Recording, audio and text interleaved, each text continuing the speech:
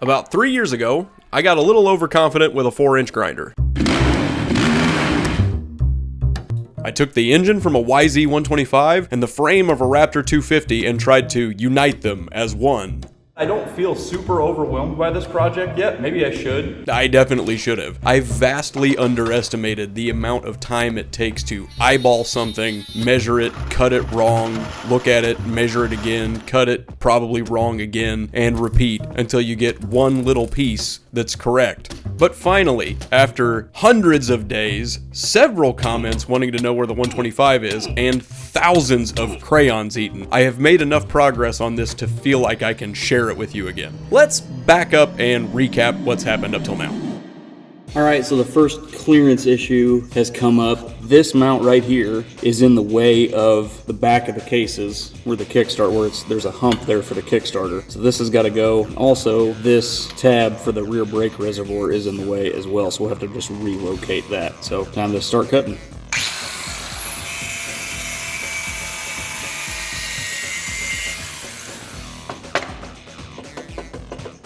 I really think that's about how it would sit. We're heading the right direction. I also removed mounts for some of the electronics and the battery, things that I knew we weren't going to need.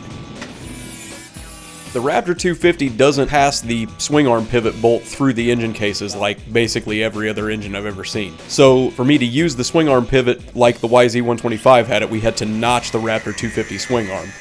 I should say now, I really need to thank my dad for lending a hand through this entire project. Without him, it wouldn't have made it very far.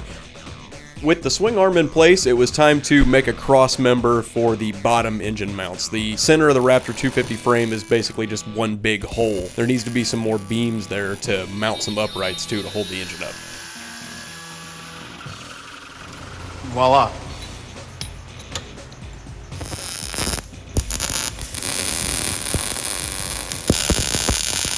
Alright, bottom motor mount is all welded in. I put some braces on each side there just to try to keep them from flexing or twisting. I am not a welder, clearly. Don't look at it!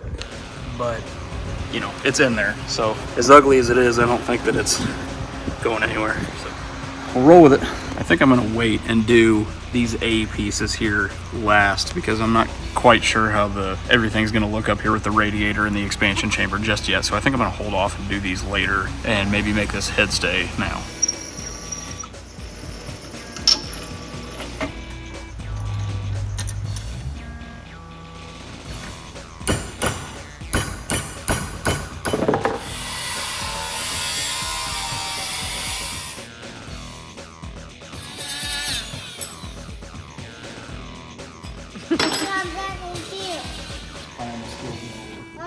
Factory. The next order of business was the exhaust. Now, if you guys saw the 125 Raptor 250 that Time Machines built, he put the YZ engine further forward in kind of the factory mounting location for the 4-stroke engine, so he was able to just run the pipe around the frame rail and didn't really have to cut anything. Because I was trying to use the swing arm pivot, nothing was fitting, so I had to chop and kind of resection and rotate the pipe to try to fit it in the frame and still have clearance for the radiator. All right, boys, so this is the state of the 125 currently, and it just got the radiator and the Kickstarter back from our buddy Matt Dillon, who's a welder by trade. He put an elbow on here. This was just a straight pipe, but I needed some more clearance for the exhaust. So we got this elbow, and he's extended the Kickstarter out to clear the frame. This is the makings of my intake. I've had to trim these two pieces quite a bit already. I've got a bunch of stuff here to make a custom throttle cable, but I actually think I'm gonna be able to modify this YZ125 cable that I had. This is just a new Motion Pro cable that was in my box of parts up there that I didn't even know I had. I'm gonna try and run a Honda throttle on this. Cable has the wrong end on it. I've got the right end over there. This cable's like 5 inches too long. So I think I'm gonna shorten this cable up, put the Honda end on it, and hope that the TRX 90 throttle has enough throw to open the slide all the way. If it doesn't, I've got a Moose throttle up there that I can try. I'm gonna try like hell to make that work, but we'll see. Oh, and the exhaust is done too. The exhaust is over here. This is a full Pro Circuit exhaust, expansion chamber in the R304 shorty silencer. That's all done. That can go in permanently today. I've got exhaust gaskets and everything to finish that up. So this week I was already working on the intake and the throttle cable, so I think we're going to try and finish that up. I might actually have to shave some of this material off here and move the airbox back like a half an inch or so, just because the silicone stuff that I've got is up against the top of the shock here a bit. And this is not the OEM airbox. This is a aluminum homemade thing that the previous owners built, because when they did this rear suspension with the aftermarket swing arm and everything, I guess it would hit the OEM box. So they made this aluminum one that somehow clears, even though it's got a massive dent in it right there. But that's what I'm working with at the moment. So might end up moving that back, might have to do something creative. We talked about making that aluminum pipe over here for the intake. We're gonna use this section of tubing as a joiner for the silicone. It obviously has to be way shorter than this, but I think I might try to put it in the press and make it like an oval to give us a little more room. And that's kind of where we're at. So throttle cable needs done, intake needs done, radiator mounts. I've got top radiator mount here.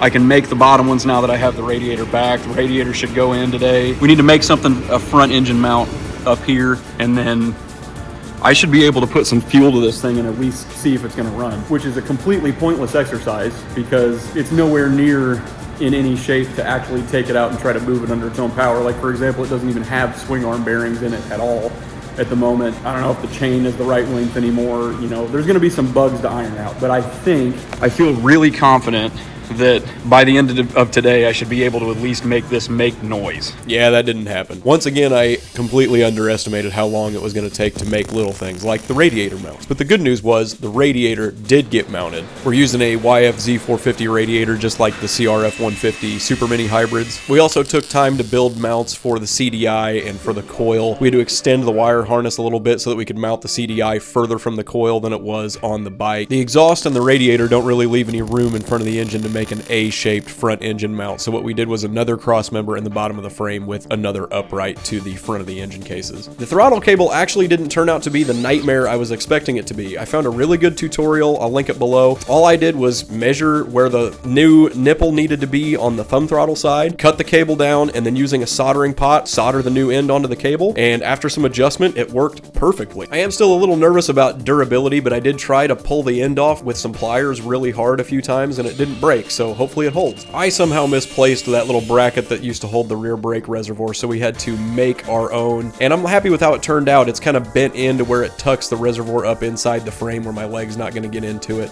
Should work pretty well. Finally, it was intake time. Turns out that tube I bought was not aluminum, it is stainless, and it was much harder to deform. So with the help of a hammer, Dad persuaded it to go around the top of the shock. We shouldn't have any clearance issues there. We did have to cut and move the airbox back a little bit just to get the angle right to go around the shock. I really don't want that to hit, but I don't think it will. And that's where it's at. Nothing else significant happened really.